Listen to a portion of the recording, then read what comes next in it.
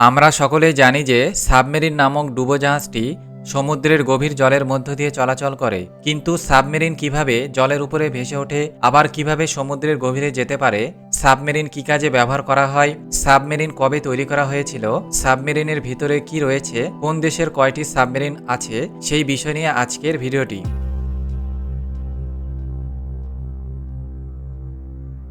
Submarine বা ডুবোজাহাজ হলো এক ধরনের জলযান বা ওয়াটার ক্রাফট। এটি জলের উপর ও নিচে স্বাধীনভাবে চলাচল করতে পারে। এটি খুব সহজে সমুদ্রের গভীরে চলে যেতে পারে, আবার সমুদ্রের গভীরতা মাপতে পারে। এটি লুকিয়ে থেকে খুব সহজেই শত্রুর উপর আক্রমণ করতে পারে। সাবমেরিনকে প্রায়ই তার বিভিন্ন আকার, আকৃতি ও জাহাজের সঙ্গে তুলনা করে একে নৌকা হিসেবে আখ্যায়িত করা হয়। তবে এই সাবমেরিন বা ডুবোজাহাজের ইতিহাস কিন্তু দীর্ঘদিনের। প্রায় 400 বছর আগে 1620 সালে প্রথম সাবমেরিন আবিষ্কৃত হয়। ইংল্যান্ডের রাজা প্রথম জেমসের অধীনে রাজকীয় নৌবাহিনীতে কর্মরত কর্নেলিয়াস জ্যাকবস জুন ড্রেভেল নামের এক ডাচ নাগরিক 1620 সালে সাবমেরিন আবিষ্কার করেন বলে জানা যায়। তার আবিষ্কৃত সাবমেরিনটি ড্রেবেলীয় সাবমেরিন নামে পরিচিত হয়ে আছে। এটি ছিল চামড়ায় আচ্ছাদিত একটি রোবট এবং প্রায় 4.5 মিটার গভীরতা অর্জন করতে পারে। যন্ত্রটিকে দাঁড় টেনে সামনের দিকে নিয়ে যেতে হতো। ডুবোজাহাজটি 3 ঘন্টা ব্যাপী জলে নিমজ্জিত থাকতে সক্ষম হয়েছিল। এই ডুবোজাহাজকে টেমস নদীতে অনেকবার পরীক্ষা নিরীক্ষা চালানো হয়। এরপর ঊনবিংশ শতক এসে সামরিক কাজে ব্যবহৃত হতে শুরু করে সাবমেরিন। তার কয়েক বছর পরে স্প্যানিশ ইঞ্জিনিয়ার নার্সিস মন্টারিওল এর দ্বারা ডিজাইন করা প্রথম সাবমেরিন, যেটি 1864 সালে তৈরি করা হয়েছিল। 1858 সালে মন্টারিওল দ্য ইকটিনিও অফ ফিশ শিপ নামক বৈজ্ঞানিক প্রকল্পটি উপস্থাপন করেন। বার্সেলোনার উপকূলে তার প্রথম ডুবোজাহাজ ইকটিনিও 1 সেপ্টেম্বর 1859 সালে প্রথম জলে নামে। 1862 সালের জানুয়ারিতে ইকটিনিও 1 প্রায় 50 বার জলে নামার পর একটি দুর্ঘটনায় ধ্বংস হয়। একটি কার্গো জলযান নঙ্গরকৃত ইকটিনিও 1কে ধাক্কা মারলে এই দুর্ঘটনা ঘটে। এরপর সামরিক কাজে ব্যবহৃত প্রথম সাবমেরিন ছিল দ্য টার্টল, যা আমেরিকান বিপ্লবে মোতায়েন করা হয়েছিল। 1775 সালে ডেভিড বুশনেল দ্বারা নির্মিত দ্য টার্টল সাবমেরিনটি ছিল 7 ফুট লম্বা এবং 5.5 ফুট চওড়া। এটির আকৃতি ছিল অনেকটা আখরোটের মতো। সাবমেরিনটি একজন ব্যক্তি দ্বারা সঞ্চালন করার মতো করে ডিজাইন করা হয়েছিল। এটি আধা ঘন্টা পর্যন্ত 20 ফুট গভীরতায় নিমজ্জিত হয়ে থাকতে পারত। এই সাবমেরিনের ডিজাইনকে ওক কাঠ ব্যবহার করা হয়েছিল এবং এর পিতলের পাম্পগুলি একটি সিরিজের মাধ্যমে কাজ করত, যা জল গ্রহণ এবং নিষ্কাশনের কাজ করেছে। নিউ ইয়র্ক বন্দরে ব্রিটিশ জাহাজের অবরোধ ভাঙ্গার চেষ্টা করাই ছিল এটির প্রথম কাজ। একটি 150 পাউন্ডের বোমাকে জাহাজের সাথে বেঁধে রাখার জন্য দ্য টার্টল ব্যবহার করার কথা ছিল, যদিও সেই প্রচেষ্টা পরে ব্যর্থ হয়েছিল। তারপরে রবার্ট ফুলটন দ্বারা নির্মিত একটি সাবমেরিন ইউএসএস নটিলাস ছিল বিশ্বের প্রথম কর্মক্ষম পারমাণবিক চালিত সাবমেরিন এবং 3 আগস্ট 1958 সালে উত্তর মেরুর নিমজ্জিত ট্রানজিট সম্পূর্ণ করায় এটি প্রথম সাবমেরিন হয়ে ওঠে। সাবমেরিন মূলত কাজ করে প্রাচীন গ্রিক বিজ্ঞানী আর্কিমিডিসের প্লবতার সূত্র অনুযায়ী ব্যালাস্ট ট্যাঙ্ক থিওরির উপর ভিত্তি করে। উদাহরণস্বরূপ, একটা বোতলের ভিতর যখন বাতাস থাকে তা কিন্তু জলে ভাসে, আবার বোতলের ভিতর জল ভরানো হলে তা ডুবে যাবে। অতএব বোতলের ভেতরে যদি কোনো সিস্টেমে জল অপসারিত করে বাতাস ঢোকানো যায়, তাহলে বোতলটা আবার জলে ভেসে উঠবে। সিলিন্ডার আকৃতির এই ডুবোযানের মাঝ বরাবর উপরের দিকে একটি কাঠামো থাকে, যেটিকে সেইল অথবা ফিন নামে ডাকা হয়। এই সেইল বা ফিনের মধ্যেই থাকে কমিউনিকেশন ও সেন্সিং ডিভাইস। সাবমেরিন থেকে জলের উপরিভাগ দেখার জন্য এখানে পেরিস্কোপ থাকে। সাবমেরিনের কন্ট্রোল রুম থেকে বাইরে দেখার জন্য ব্যবহার করা হয় sound navigation and ranging system বা সোনার। সোনার সিস্টেম শব্দ তরঙ্গ ব্যবহার করে বাইরের জগতের চিত্র তুলে ধরে অপারেটরের সামনে। একই পদ্ধতিতে সাবমেরিন থেকে টার্গেট চিহ্নিত করা হয়। সাবমেরিন অত্যন্ত নিঃশব্দে চলতে সক্ষম একটি যান। এর ইঞ্জিন ও অন্যান্য সিস্টেম খুবই কম শব্দ উৎপন্ন করে। সমুদ্রের তলদেশে উৎপন্ন শব্দ ব্যবহার করে যাতে শত্রুযানের সোনার সাবমেরিন খুঁজে না পায়, সে বিষয়টি মাথায় রেখেই সাবমেরিন তৈরি করা হয়। সমুদ্রের গভীর জলের নিচে ডুব দেওয়ার জন্য সাবমেরিনে কতগুলো ব্যালাস্ট ট্যাঙ্ক থাকে। জলের নিচে যাওয়ার প্রয়োজন হলে ট্যাঙ্কের নিচে থাকা ভাল্ব খুলে সমুদ্রে জলকে প্রবেশ করানো হয়, যাতে সাবমেরিনটির ভাল্ব এর ভেতরে জল ঢুকে ভারী হয়ে ওঠে এবং সহজেই ডুবে যায়। সাবমেরিনের মধ্যে আরেকটি ট্যাঙ্কে উচ্চ চাপে বাতাস মজুত রাখা হয়। এই বাতাস দিয়ে ট্যাঙ্কের খালি জায়গা পূর্ণ করা হয়। সাবমেরিনটির ভেতরে থাকা কম্প্রেসড এয়ারের মাধ্যমে জলকে বের করে দেওয়া হয়।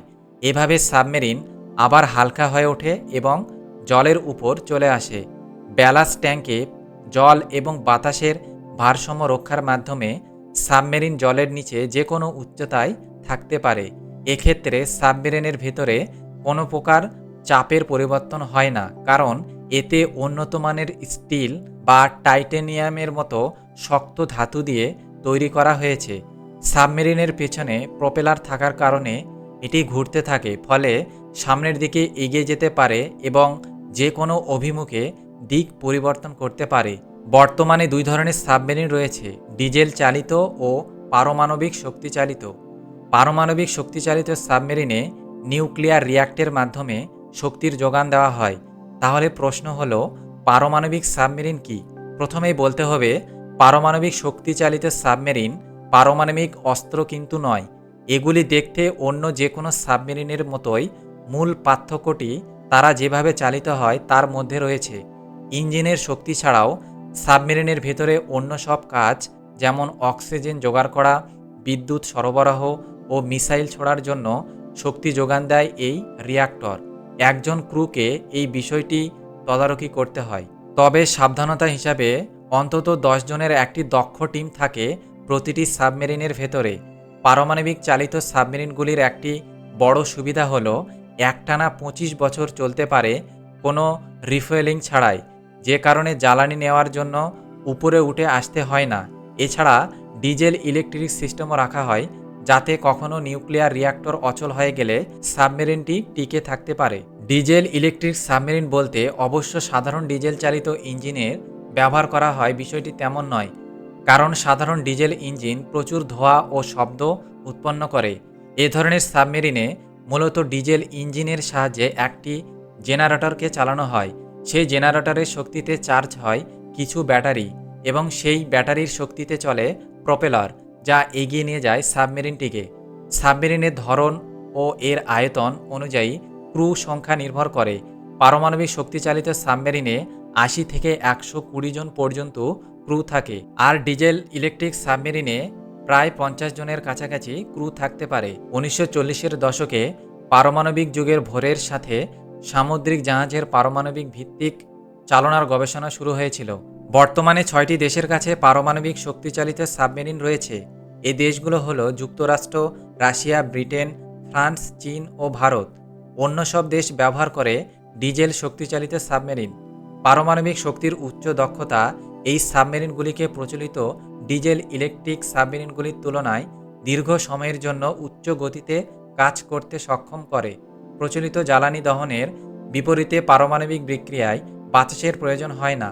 তার মানে পারমাণবিক সাবমেরিনগুলি এক সময়ে কয়েক মাস ধরে সমুদ্রের অনেক গভীরতায় নিমজ্জিত হয়ে থাকতে পারে। একটি ডিজেল চালিত সাবমেরিনের লেন্থ 60 থেকে 90 মিটার হয় এবং এই সাবমেরিনের ওজন 1500 থেকে 3000 টন পর্যন্ত হয়ে থাকে। আর একটি নিউক্লিয়ার অ্যাটাক সাবমেরিনের লেন্থ 90 থেকে 120 মিটার পর্যন্ত হয়ে থাকে এবং এর ওজন 3000 থেকে 7000 টন পর্যন্ত হয়। গ্লোবাল ফায়ার পাওয়ারের 2020 সালের হিসেব অনুযায়ী বর্তমানে বিশ্বের 40টি দেশে মোট 514টি সাবমেরিন আছে। তার মধ্যে 141টি পারমাণবিক চালিত এবং বাকিগুলি ডিজেল চালিত। মার্কিন যুক্তরাষ্ট্র, চীন, যুক্তরাজ্য, ফ্রান্স এবং রাশিয়া পারমাণবিক শক্তিচালিত সাবমেরিনযুক্ত একমাত্র দেশ। পৃথিবীতে সাবমেরিন আছে এমন 40টিরও বেশি দেশ আছে। এর মধ্যে সবথেকে টপ 10 যে দেশের সাবমেরিন রয়েছে সেই টপ 10 10টি দেশের নাম হলো চীন দেশে রয়েছে ৭৯টি, আমেরিকার ৬৮টি, রাশিয়ার ৬৪টি, উত্তর কোরিয়ার ৩৬টি, ইরানের ২৯টি, সাউথ কোরিয়ার ২২টি, জাপানের ২০টি, ভারতের ১৭টি, তুর্কির ১২টি, আমেরিকা, কলম্বিয়া, গ্রিসের ১১টি। সাবমেরিনে ক্রুদের জন্য অক্সিজেন একটি গুরুত্বপূর্ণ বিষয়, কারণ জলের নিচে বদ্ধ যানবাহনের বাইরে থেকে অক্সিজেন সরবরাহের কোনো উপায় নেই। প্রথম দিকে সিলিন্ডার ব্যবহার করে অক্সিজেন সরবরাহ করা হতো, যে কারণে অল্প কয়েকদিন পরেই সাবমেরিনকে জলের উপরে আবার উঠে আসতে হতো। কিন্তু এখন সাবমেরিনের ভিতরে অক্সিজেনের যোগান দেয় অক্সিজেন জেনারেটর, যা ইলেকট্রোলাইসিস প্রক্রিয়ায় কাজ করে আর কার্বন ডাই অক্সাইডকে সোডা লাইম হিসাবে কেমিক্যাল প্রশমিত করে বের করে দেওয়া হয়, আর বিশুদ্ধ জল সরবরাহ করা হয় বাষ্পীভবনের মাধ্যমে। ক্রুদের নিঃশ্বাসে যে কার্বন ডাই অক্সাইড নির্গত হয় সেটিও সাবমেরিন থেকে বের করে দেওয়া হয় বৈজ্ঞানিক পদ্ধতিতে। এজন্য ব্যবহার করা হয় অ্যামাইন নামের এক ধরনের রাসায়নিক পদার্থ। যেহেতু বেঁচে থাকার প্রশ্ন, তাই সাবমেরিনে অক্সিজেন সরবরাহের বিষয়টি অত্যন্ত কঠোরভাবে মনিটরিং করা হয়। প্রতি মুহূর্তে দক্ষ টেকনিশিয়ানরা বিষয়টি তদারকি করেন। সাবমেরিনের ব্যবহার ইতিহাস জুড়ে বিভিন্ন সময়ে বিভিন্ন মানুষ সাবমেরিনের ডিজাইন করেছে, চেষ্টা করেছে স্বপ্নকে বাস্তবে রূপান্তরিত করতে। প্রথম বিশ্বযুদ্ধে সাবমেরিনের ব্যবহার ব্যাপকভাবে বেড়ে যায়, সাধারণত সামরিক বাহিনীতে এবং বৈজ্ঞানিক অনুসন্ধানের কাজে সাবমেরিন ব্যবহার করা হয়। সামরিক সাবমেরিন তুলনামূলক অনেক বড় হয়ে থাকে। সামরিক বাহিনী সাগরের জলে টহল দেয় এবং যুদ্ধের সময় শত্রুর জাহাজকে আক্রমণ করতে সাবমেরিন ব্যবহার করা হয়ে থাকে। এমনকি সাবমেরিন থেকে ব্যালিস্টিক মিসাইলও ছোড়া যায়। উড়ন্ত বিমান লক্ষ্য করে ক্রুজ মিসাইলও ছুটতে পারে সাবমেরিন। তবে সামরিক কাজ ছাড়াও সাবমেরিনের ব্যবহার হচ্ছে বিশ্বে সমুদ্রের তলদেশে গবেষণা, অনুসন্ধান, সামুদ্রিক জীববৈচিত্র্য নিয়ে গবেষণা ও ভিডিও ধারণ, অ্যাডভেঞ্চার কিংবা সাম্প্রতিক সময়ে পর্যটনের কাজেও এখন সাবমেরিনের ব্যবহার শুরু হয়েছে। কোনো যুদ্ধ পরিস্থিতি ছাড়াও যান্ত্রিক গোলযোগের কারণে পৃথিবীতে বহু সাবমেরিনের দুর্ঘটনায় প্রাণহানি হয়েছে ক্রুদের। ২০২১ সালে এপ্রিল মাসে ইন্দোনেশিয়ায় সাবমেরিন ডুবি একটি ঘটনা যা ইতিহাসে পাতায় রয়েছে। এই ঘটনায় সাবমেরিনের ৫৩ জন ক্রুর সবাই নিহত হয়েছে।